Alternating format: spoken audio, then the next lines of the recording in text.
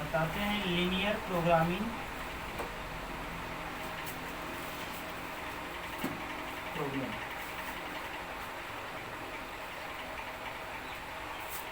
ये linear programming problem है, इसको शॉर्ट में हम लोग बोलते हैं LPP, लीनियर प्रोग्रामिंग प्रॉब्लम। यहाँ समझना ये है, ये LPP में जनरली हम लोग को ग्राफ पढ़ने के लिए आता है, तो हम लोग थोड़ा बेसिकली ग्राफ देखते हैं। जैसे हम लोग ये ग्राफ देखते हैं x इक्वल टू a या y इक्वल टू b, इसका ग्राफ देखते हैं।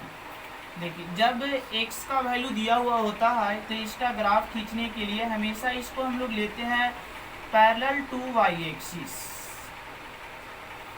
Parallel to y axis. जब x का वैल्यू देगा तो y एक्सिस के पैरेलल इसका ग्राफ लिया जाता है, और जब y का वैल्यू देगा तो इसका ग्राफ लेना है पैरेलल टू x एक्सिस।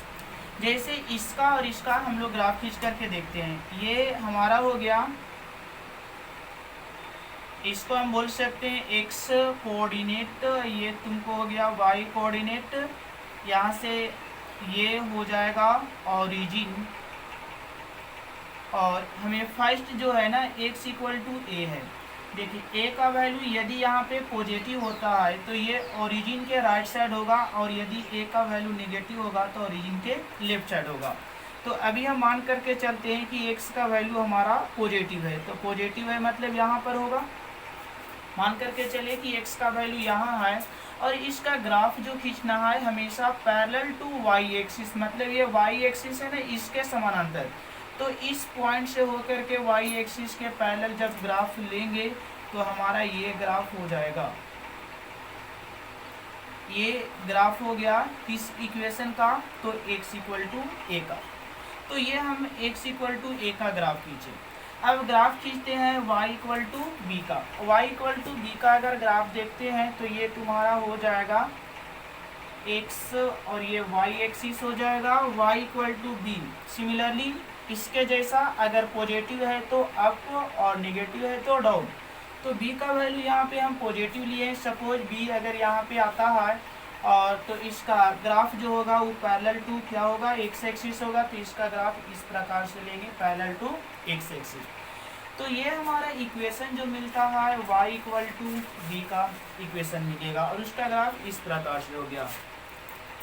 तो अभी हम बताए x इक्वल टू a का ग्राफ और y इक्वल टू b का ग्राफ। अब थोड़ा सा यहाँ पर हम समझते हैं,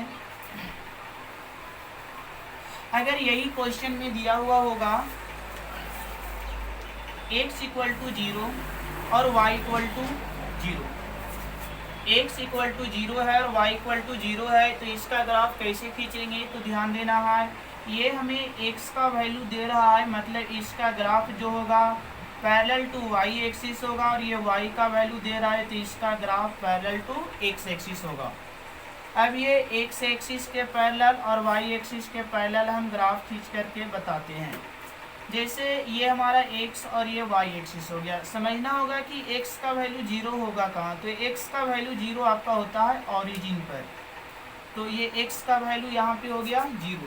अगर ये 0 से हम y एक्सिस के पैरेलल अगर ग्राफ खींचते हैं तो हमें ग्राफ यही मिलेगा। कह सकते हैं कि ये y एक्सिस ही मिलेगा x इक्वल टू 0 का ग्राफ। दैट मीन्स ये बोला जा सकता है कि y एक्सिस या x is equal to 0 is represent the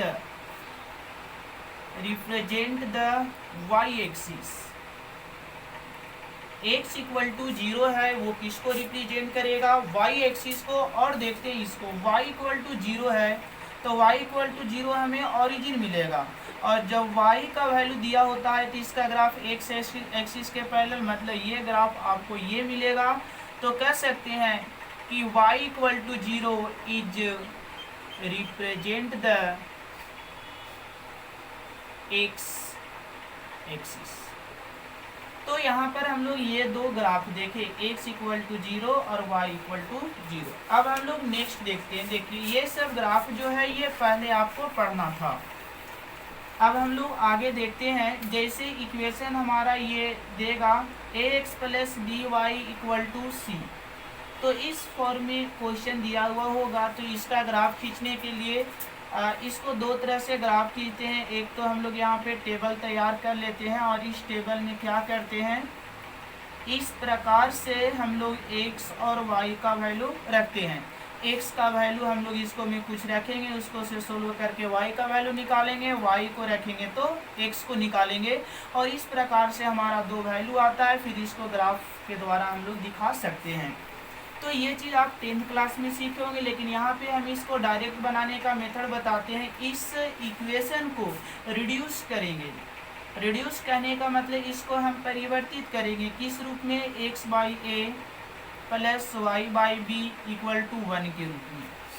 देखिए इस इक्वेशन को इस रूप में कैसे बदलेंगे, इसका क्या मेथड होगा। कुछ इक्वेशन को बदल के दिखाते हैं। जैसे मान लेते हैं कि 3x plus 2y equal to दिया हुआ है 6, और हमें इसको इस रूप में बदलना है। तो क्या हमको जो बराबर में दिखेगा, इस बराबर वाले नंबर से हमें क्या करना है ना, कि पूरे में डिवाइड दे देना है। मतलब यहाँ पे 6 है तो हम लोग पूरे इक्वेशन में 6 से डिवाइड दे देंगे। तो ये हमारा कट जाएगा 2, और ये हो जाएगा 3, और ये हो जाएगा 1। मतलब आ गया x by 2 plus Y by 3 equal to क्या हो गया 1। मतलब हमारा इक्वेशन जो है वो इस रूप से रिड्यूस हो गया, ये आपका इस रूप में। तो और भी कुछ क्वेश्चन को देख लेते हैं। जैसे मान लेते हैं कि हमारा आ गया ये 2x है और ये 3y है और बराबर मान लेते हैं, या फिर इसको हम 4y और बराबर मान लेते हैं ये 10। सपोज ऐसा क्वेश्चन दे दिया है, तो यहाँ पर भी हम इस फॉर्म में लाने के लिए इसको 10 से क्या करेंगे, डिवाइड देंगे।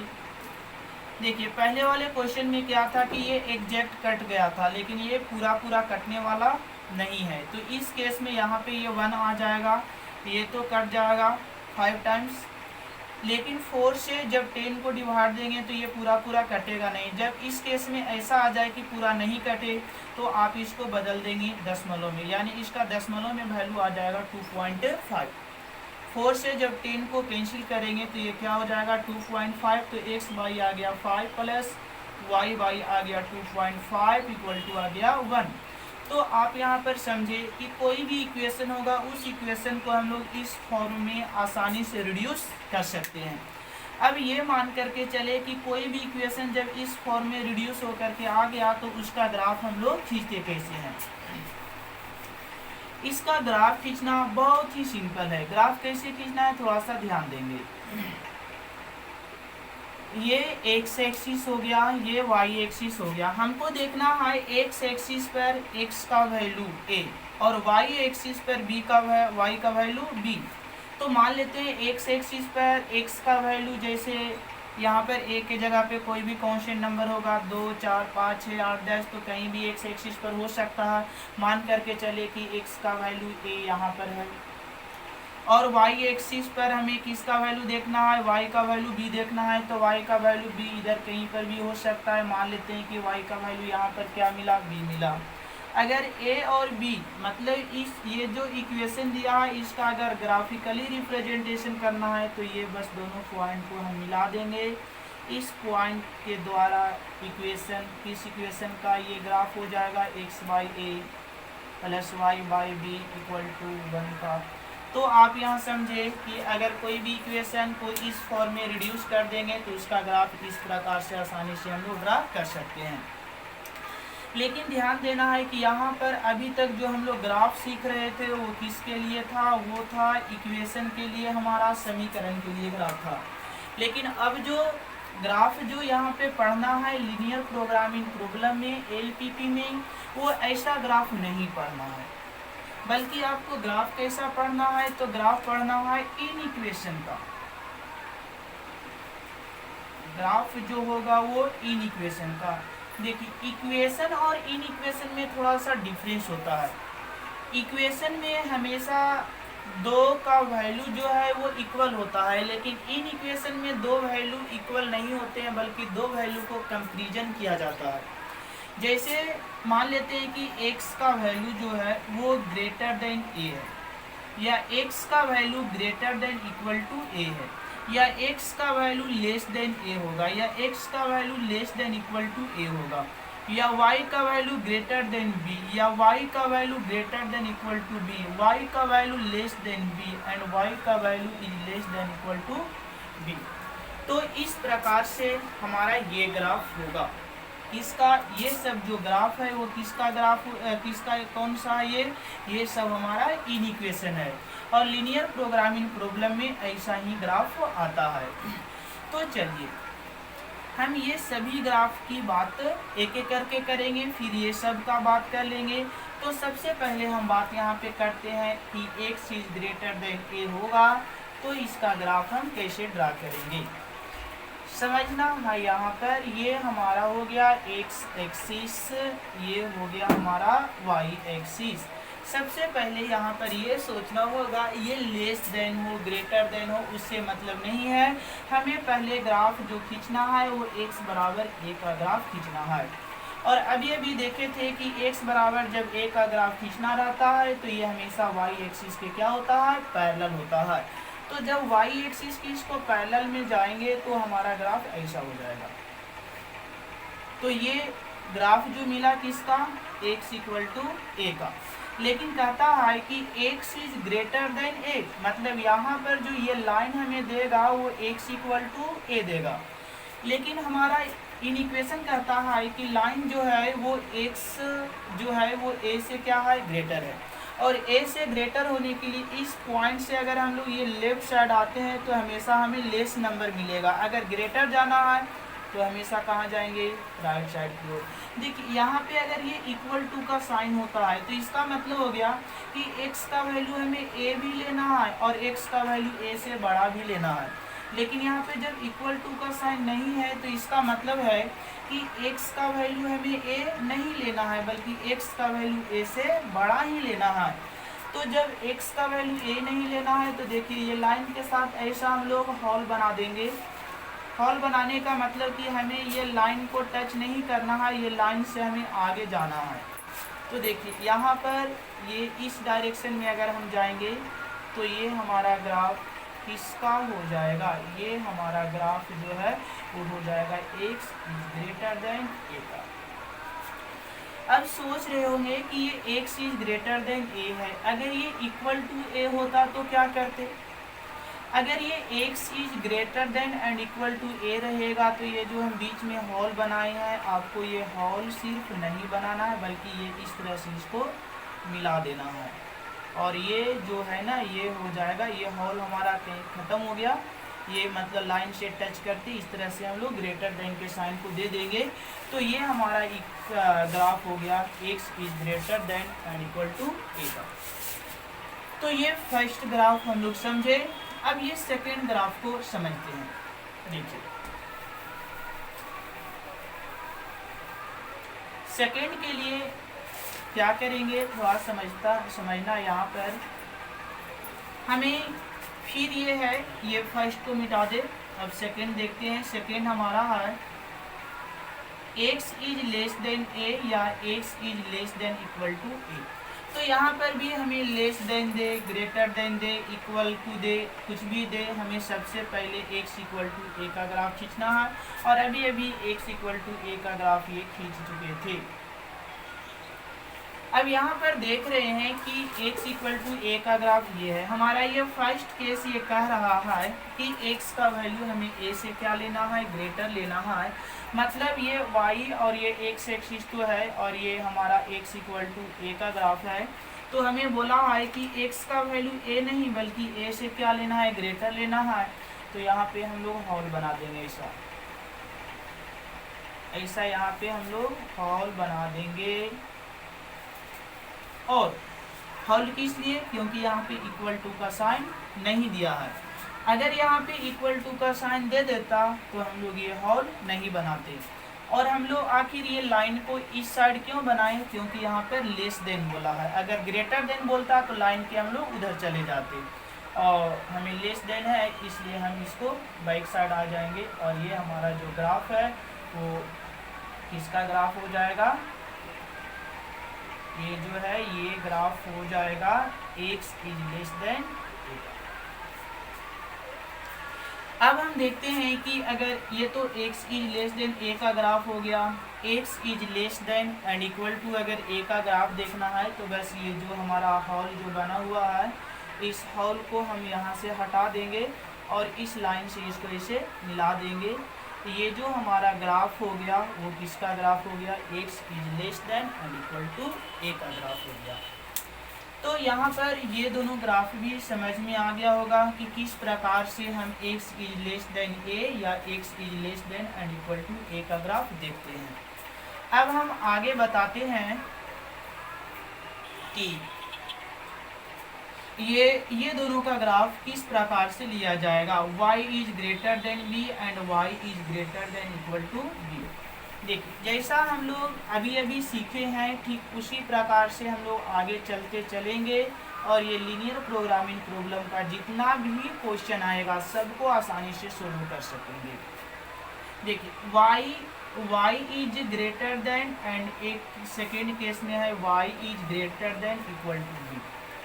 तो यहाँ पे हमारा ग्रेटर देन रहे लेस देन रहे बस मेथड वही है, y इक्वल टू b मान करके ग्राफ इस तरह से खींच देना है। ये ग्राफ खींचा गया।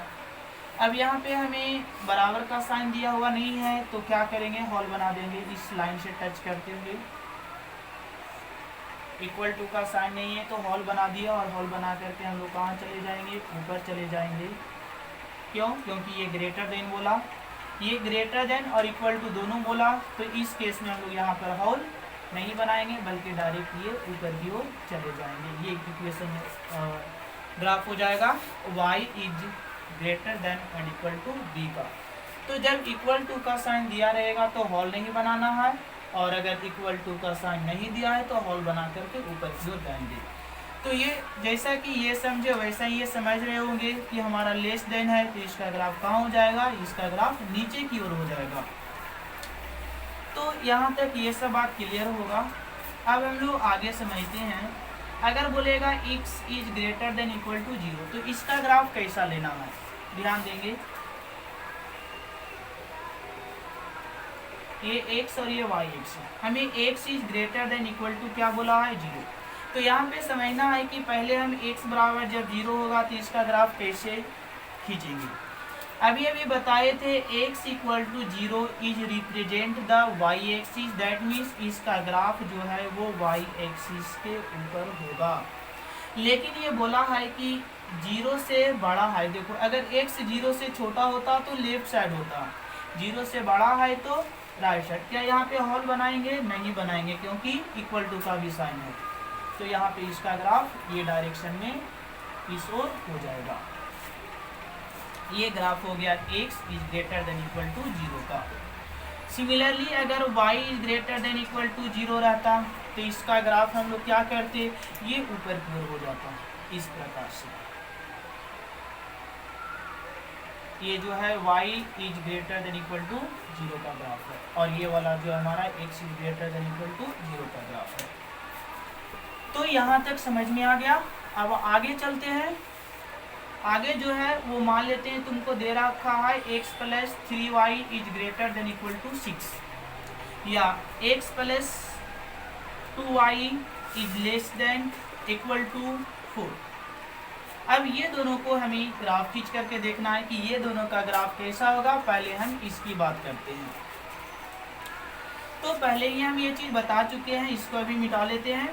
इसको हम पहले ही ये बता चुके हैं कि इक्वेशन को पहले इस फॉर्म में रिड्यूस करेंगे, x by A plus Y by B is equal to, तो यहाँ पे ग्रेटर देन लेस देन जो साइन रहेगा वो मतलब इस फॉर्म में इक्वेशन को हमें पहले रिड्यूस करना है। तो इस फॉर्म में रिड्यूस करने के लिए क्या करना होगा, ये 6 से डिवाइड देना होगा।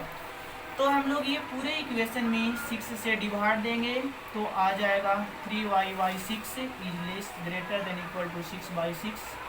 दैट मीन्स ये 3 ये 2 और ये 1, x by 3 plus y by 2 is greater than equal to 1। अब इसका ग्राफ देखना है। तो अभी जैसा कि हम बताए कि हम ये नहीं मान करके चलेंगे कि हमारा बड़ा है या छोटा है, बस बराबर मान करके चलना है, उसका ग्राफ खींच लेना है। जैसे x के नीचे 3 है तो x का वैल्यू 3 निश्चित रूप से इस ओर होगा y के नीचे 2 है तो y का वैल्यू निश्चित रूप से 2 इधर कहीं पर होगा। इसका ग्राफ हम लोग इस तरह से इसे खींच देंगे। तो ये हमारा ग्राफ किसका हो गया, ये जो ग्राफ हो गया वो x/3 plus y/2 is equal to 1 का ये ग्राफ हो गया। लेकिन हमें इक्वल टू नहीं बोला था, बल्कि यहाँ पे बोला था equal to and greater than. तो देखिए जब ग्रेटर देन बोले तो हमेशा हम लोग राइट साइड मतलब आगे की ओर जाएंगे। मतलब इसका ग्राफ जो है, इसका ग्राफ हमें ये डायरेक्शन में इस ओर मिल जाएगा।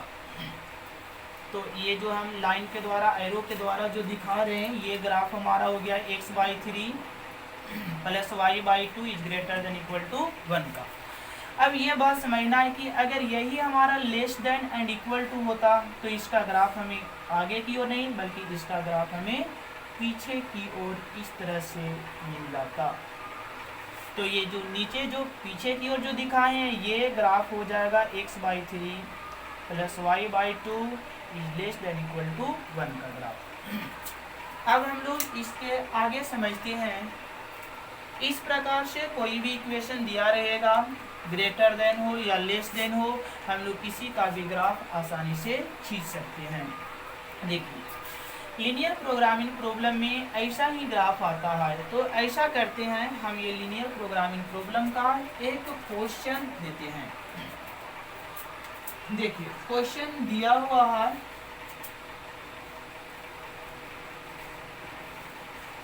मैक्सिमाइज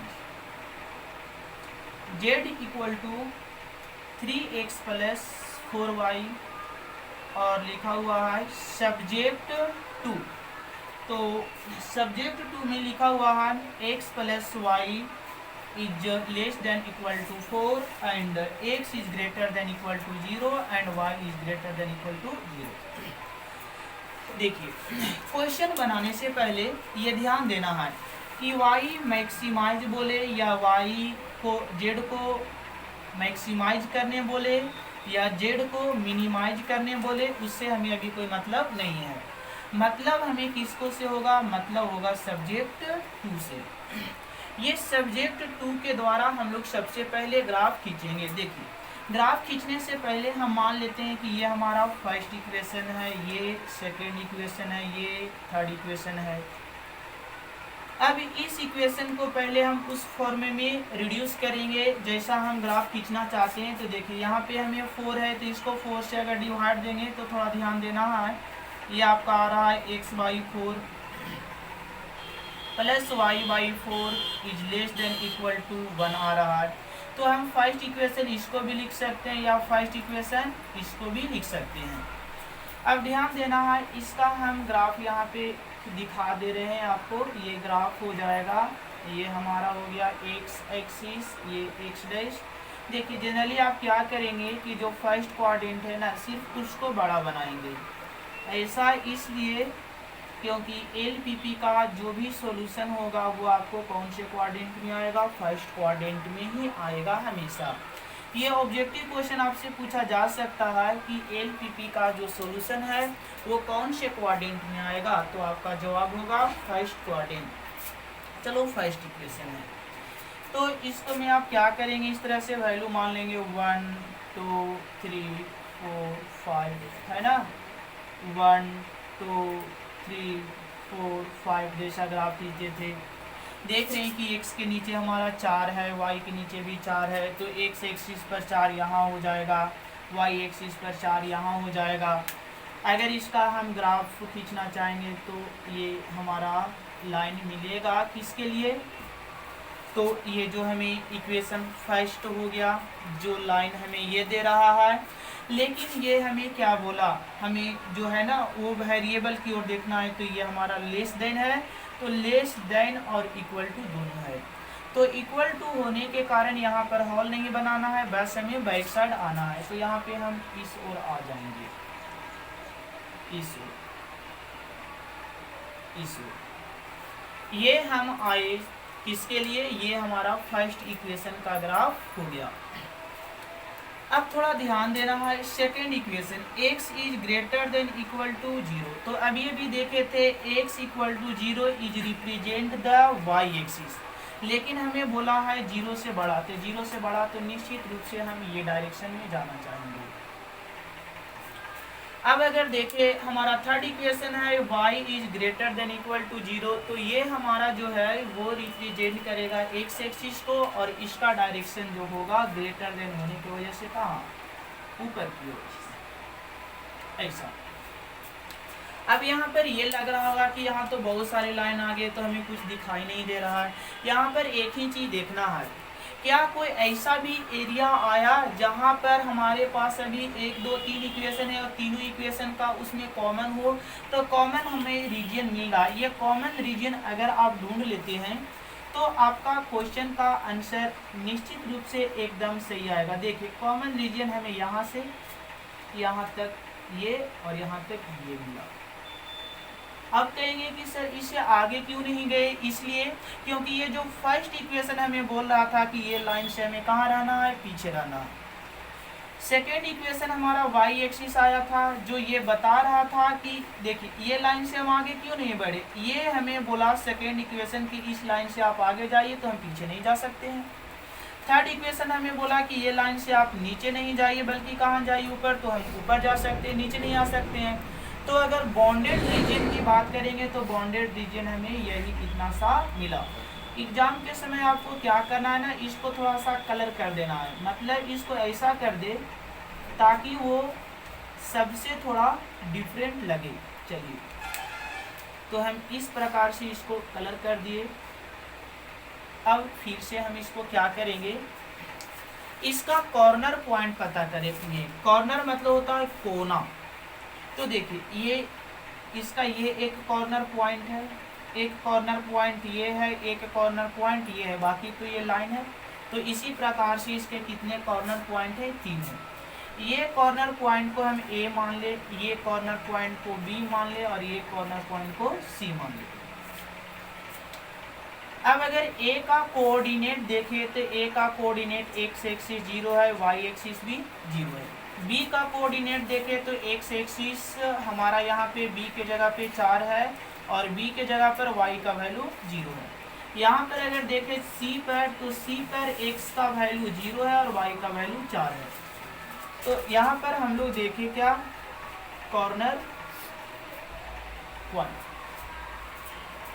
और यहाँ पर हम लोग किसको वैल्यू देखेंगे, z का वैल्यू। तो z का वैल्यू हमारा कितना दे रहा था, 3x प्लस 4y। देखो हमारा कॉर्नर पॉइंट है वो A आया फर्स्ट, सेकेंड कॉर्नर पॉइंट हमारा B आया, थर्ड कॉर्नर पॉइंट C आया।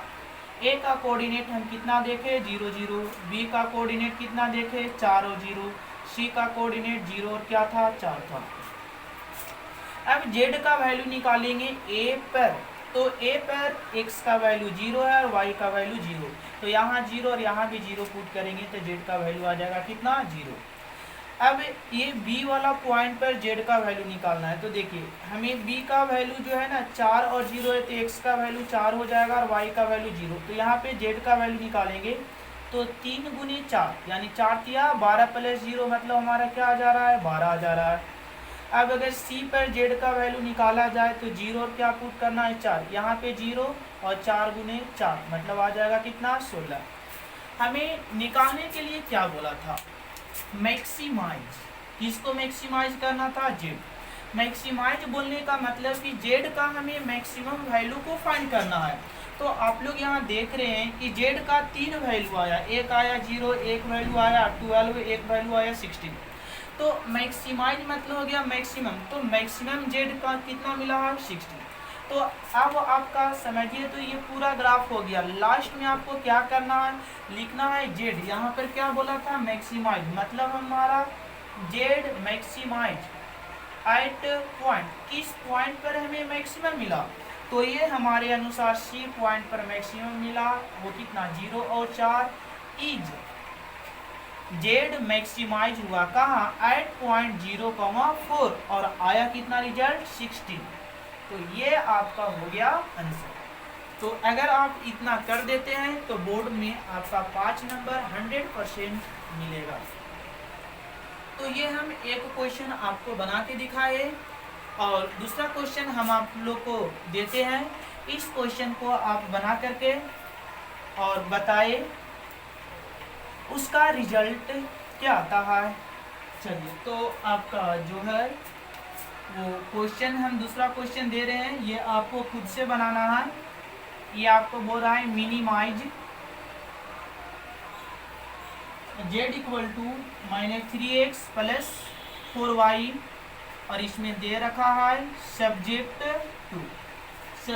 टू आपको दे रखा है x plus 2y is less than equal to 8, 3x plus 2y is less than equal to 24 and x is greater than equal to 0, y is greater than equal to.